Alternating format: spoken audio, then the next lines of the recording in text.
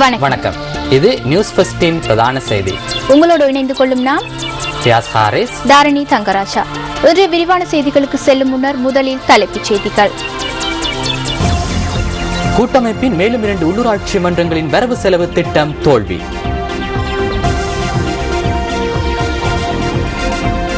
அரசாங்கம் சட்டத்தை உரிய முறை நிறைவேற்றுவதில்லை, சுஜீவ சேனசிங்க குற்றச்சாட்டு.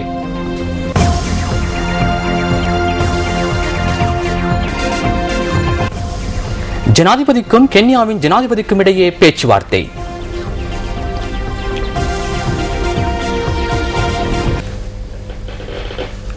இனி விரிவான செய்திகள். ஐக்கிய மக்கள் சுதந்திர கூட்டமைப்பின் அதிகாரத்தின் கீழ் உள்ள மேலும் 2 உள்ளூராட்சி மன்றங்களின் வரவு செலவு திட்டங்கள் இன்று தோல்வியடைந்துள்ளன. ஹங்குரங்கேத்த பிரதேச சபை மற்றும் வத்தேகம நகர சபை என்பவற்றின் வரவு செலவு திட்டங்களே இவ்வாறு தோல்வியடைந்துள்ளன. இதேவேளை ஐக்கிய தேசிய கட்சியின் அதிகாரத்தின் கீழ் உள்ள சீதாவகபுர நகர சபையின் வரவு செலவு திட்டம் இன்று ஏகமனதாக நிறைவேற்றப்பட்டுள்ளது. ஹங்குரங்கேத்த பிரதேச சபையில் ஆளுங்கட்சியை 13 பேர் பிரதிநிதித்துவப்படுத்துவதுடன் எதிர்க்கட்சியில் 9 உறுப்பினர்கள் அங்கம் வகிக்கின்றனர். ஆளுங்கட்சியில் ஐக்கிய மக்கள் சுதந்திர கூட்டமைப்பின் 12 உறுப்பினர்களும் ஒரு சுயேட்சை குழு உறுப்பினரும் அடங்குகின்றனர். எதிர்க்கட்சியில் ஐக்கிய தேசிய கட்சியின் 8 உறுப்பினர்களும் மக்கள் விடுதலை முன்னணியின் ஒரு பிரதிநிதியும் அடங்குகின்றனர். இன்று நடைபெற்ற ஹங்குரங்கேத்த பிரதேச சபையின் வரவு செலவு திட்டம் 5 வாக்குகளால் தோல்வியடைந்தது.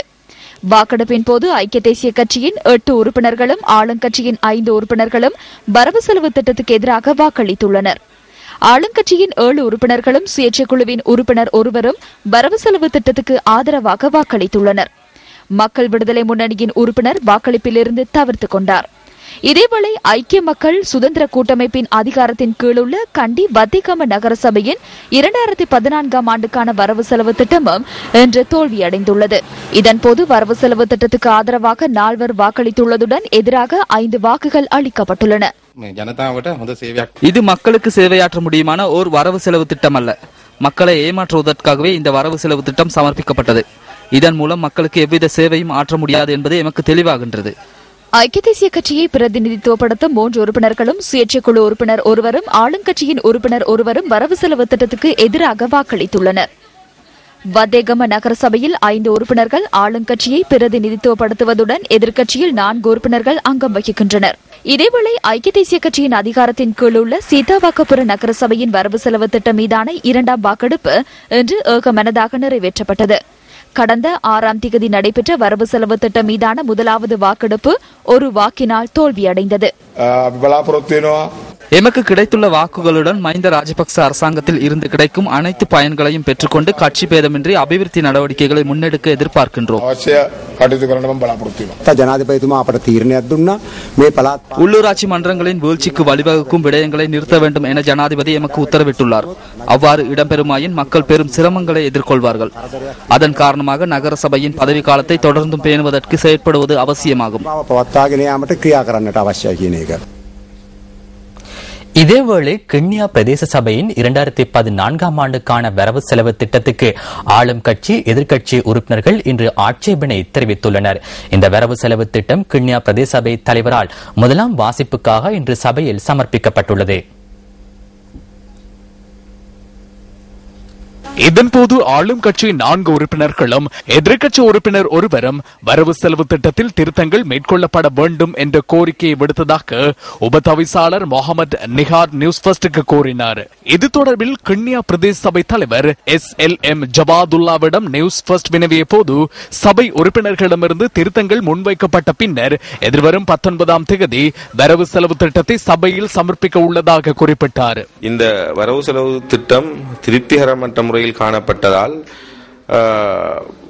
எமது சபையில் உள்ள அங்கத்தவர்கள் ஆளும் கட்சியில் உள்ள 4 பேரும் எதிர்கட்சியில் உள்ள ஒருவரும் 5 பேருமாக சேர்ந்து நாங்கள் இந்த வரவு செலவு திட்டத்தை நிராகரித்திருக்கின்றோம். இந்த வரவு செலவு திட்ட சில திருத்த முன்மொழிகளுடன் எதிர்வருகின்ற 19ஆம் தேதி மீண்டும் பிரேரணைக்கு வருவதற்கான நாங்கள் தேதியை குறித்திருக்கின்றோம். வடமாகாண சபையின் கன்னி வரவு செலவு திட்டம் ஏகமனதாக இன்று நிறைவேற்றப்பட்டுள்ளது. மாகாண அமைச்சுக்களுக்கான ஒதுக்கீடுகள் மீதான குழுநிலை விவாதம் கடந்த 2 நாட்களாக நடைபெற்று வந்த நிலையில் இன்று மாலை வரவு செலவு திட்டம் நிறைவேற்றப்பட்டுள்ளது. இதனையடுத்து வடமாகாண சபையின் அடுத்த வருடத்திற்கான அமர்வுகள் ஜனவரி மாதம் 9ஆம் தேதி ஆரம்பமாக உள்ளதாக சபை தவிசாளர் CVK சிவஞானம் இன்று அறிவித்துள்ளார்.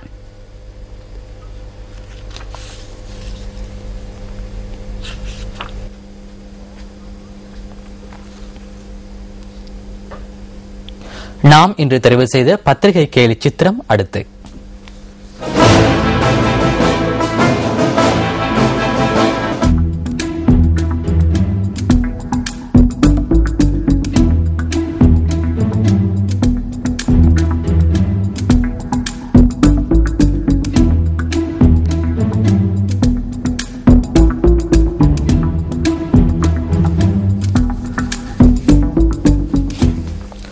கூட்டுறவு, உள்நாட்டுத்துறை அமைச்சு மற்றும் கடற்றொழில் அமைச்சு ஆகிய அமைச்சுக்களுக்கான வரவு செலவு திட்டம் மீதான விவாதம் இன்று இடம்பெற்றது.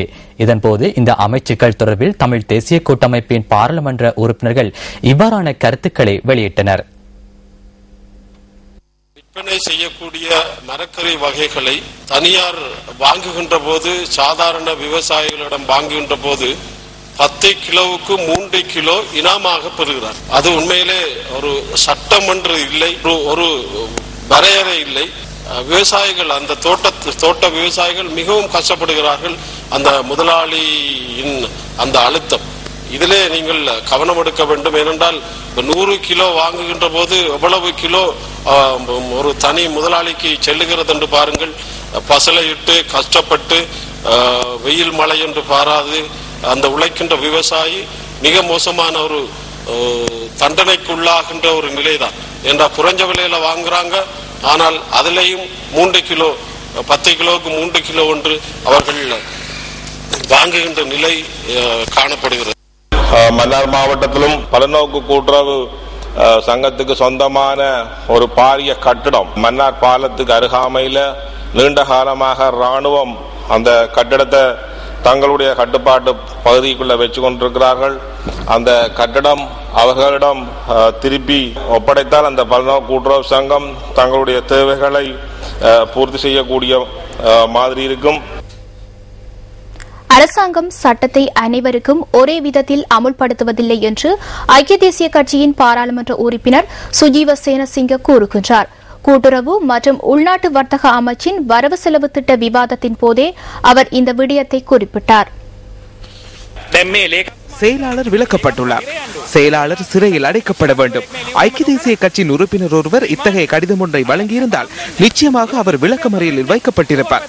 சட்டம் இங்கு நடைமுறைப்படுத்தப்படவில்லை. போதைப்பொருள் தொடர்பில் நான் சபையிலும் வெளியிலும் எவ்விதமான கருத்துக்களையும் தெரிவிக்கவில்லை. விசாரணைகள் முன்னெடுக்கப்படுகின்றன. இது தொடர்பில் கருத்துக்களை தெரிவிப்பதற்காக நான் நேற்று சபாநாயகரிடம் கடிதம் ஒன்றை கையளித்தேன். குற்றம் இழைத்திருக்கும் பட்சத்தில் பிரதமர் என்ற ரீதியில் அதனை நான் ஏற்றுக்கொள்வேன். பத்திரிகைகளில் வெளிவருகின்ற செய்திகளையே கூறுகின்றீர்கள்.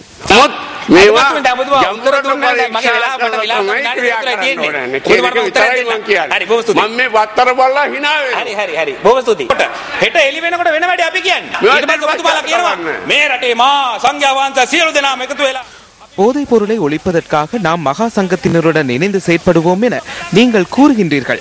250 கிலோகிராம் போதைப் பொருளை விடுவிக்க கோரி உங்களது கடித தலைப்பின் கீழ் கடிதம் ஒன்று அனுப்பி வைக்கப்பட்டது. எவ்வாறு இத்தகைய கடிதம் ஒன்றை அனுப்ப முடியும்? எத்தனால் கொண்டு வரப்பட்ட 2 கொள்கலன்களும் விடுவிக்கப்பட்டுள்ளன. நாட்டு மக்கள் உங்களை பார்த்து சிரிக்கின்றனர். Honorable Johnson Fernando. කොඩුවේ ඕන නම් කියන්න ඕන. කොච්චර ඕනද? ගරු සභාපතිතුමනි, මම ස්තුතිවන්ත වෙනවා ආණ්ඩු පක්ෂයේ සහ විපක්ෂයේ පාර්ලිමේන්තු මන්ත්‍රීවරුන්ට. இதேவேளை இன்று இடம்பெற்ற 2 நிகழ்வுகளில் ஆளும் மற்றும் எதிர்க்கட்சி உறுப்பினர்கள் இவ்வாறு கருத்து வெளியிட்டனர்.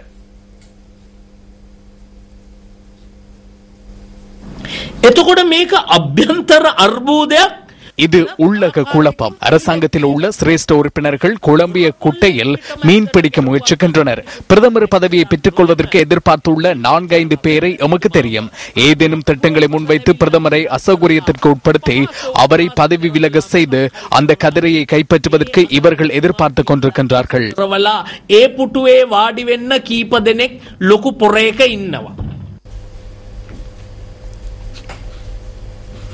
දේශපාලනයේ ආශිර්වාදයෙන් තොරව මේ රටේ හෙරොයින් ජාවාරම තියෙන්න බෑ.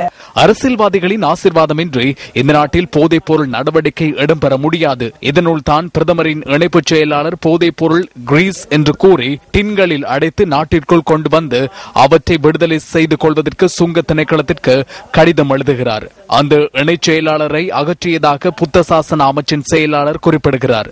இல்லை, நான் விலகிக் கொண்டேன் என்று அவர் கூறுகிறார். எப்படியோ அவர் விலகி இருக்கிறார்.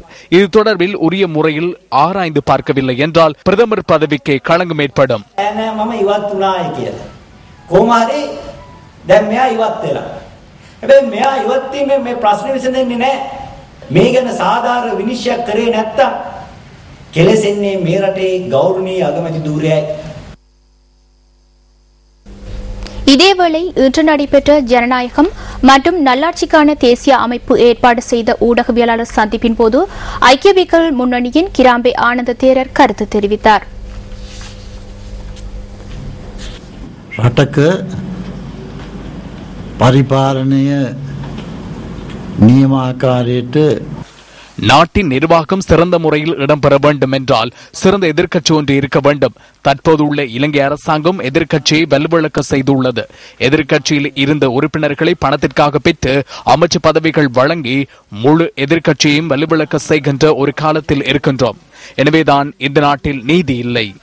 රජයට ඕනෑ විදිහට මේ රට පාලනය කරන අවස්ථාවක තියෙනවා. ඒක නිසා තමයි රටේ නීතියක් නෑ. பிரிட்டோரியாவின் யூனியன் கட்டிடத்தில் மக்கள் அஞ்சலிக்காக வைக்கப்பட்டுள்ள தென்னாப்பிரிக்காவின் முன்னாள் ஜனாதிபதி நெல்சன் மண்டேலாவின் பூதவுடலுக்கு இறுதி அஞ்சலி செலுத்த இன்றும் பல்லாயிரக்கணக்கான மக்கள் வருகை தந்துள்ளனர்.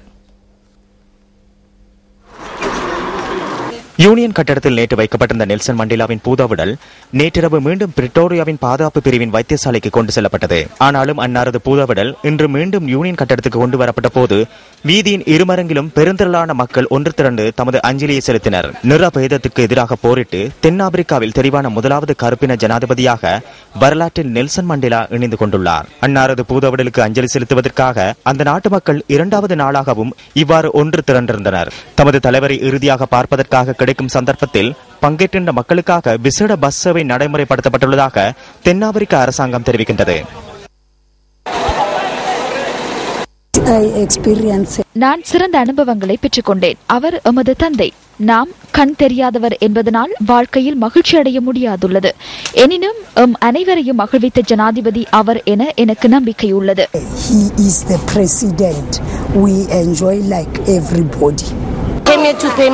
நாம் அவரிடமிருந்து நிறைய விடயங்களை கற்றுக்கொண்டோம். அந்த விடயங்களுக்காக அவர் மகிழ்ச்சி அடைவார். உலக வாழ் மக்களை துன்பத்தில் ஆழ்த்தி கடந்த 5ஆம் தேதி இந்த உலகை விட்டு பிரிந்த தென்னாப்பிரிக்காவின் முதலாவது கருப்பின ஜனாதிபதி நெல்சன் மண்டேலாவின் இறுதிக்கிரியைகள் அன்னாரது பிறப்பிடமான குனுகித்தியில் எதிர்வரும் ஞாயிற்றுக்கிழமை நடைபெறவுள்ளது. இதேவேளை காலஞ்சென்ற தென்னாப்பிரிக்காவின் முன்னாள் ஜனாதிபதி நெல்சன் மண்டேலாவுக்கு தமது அனுதாபத்தை தெரிவிக்கும் நிகழ்வு இன்று பிற்பகல் இலங்கை பாராளுமன்ற ஒன்றுகூடல் அரங்கின் 1வது பிரிவில் நடைபெற்றது. இந்த நிகழ்வுக்கு சபாநாயகர் சமல் ராஜபக்ச தலைமை தாங்கினார்.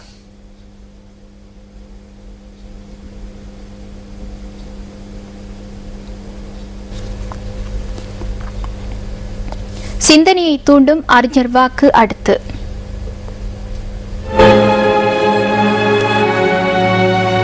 உயர்ந்த சிகரம் ஒன்றை வெற்றிகரமாக ஏறி கடந்த பின்னரே அதை போல கடக்க வேண்டிய பல உயர்ந்த சிகரங்கள் உண்டு என்பதை உணர்ந்து கொள்வாய். நெல்சன் மண்டேலா, தென்னாப்பிரிக்காவின் முன்னாள் ஜனாதிபதி. உங்கள் மனம் கவர்ந்த பொன்மொழிகளை நியூஸ் ஃபர்ஸ்ட் சக்தி அறிஞர் வாக்கு பகுதிக்கு அனுப்பி வையுங்கள். மின்னஞ்சல் முகவரி newsfirst@maharaja.lk.